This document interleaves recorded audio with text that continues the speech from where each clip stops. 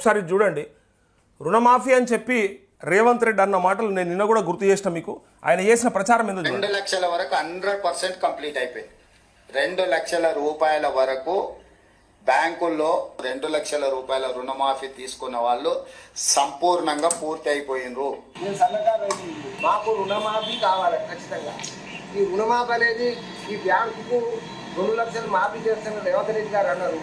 సరే, ఆయన అన్న ప్రకారమే వాళ్ళు ఇచ్చారు. 2 లక్షలు మాఫీ చేస్తున్నారు.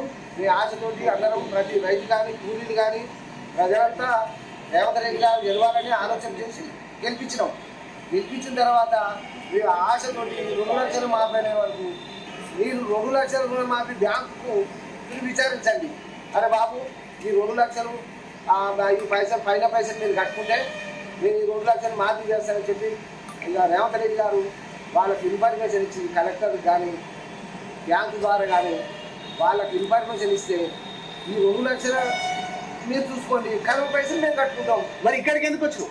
ఇక్కడికి ఎందుకు వచ్చినామంటే నేను నాకు 2 లక్షలు మాఫీ చేస్తాను. నాకు ఏది తెలియక ప్రగతి భవన్ అనేది నాకు తెలియదు. ఈ గాంధీ భవన్ అంటే ఎక్కడ ఉందని ఆలోచనతో గాంధీ భవన్ కాడికి వచ్చిన. స్పష్టంగా నాకు 2 లక్షల రుణమాఫీ నేనే కాదు, పేద ప్రజలు చాలా మంది ఉన్నారు. నాకు స్పష్టంగా రుణమాఫీ చేయాలి.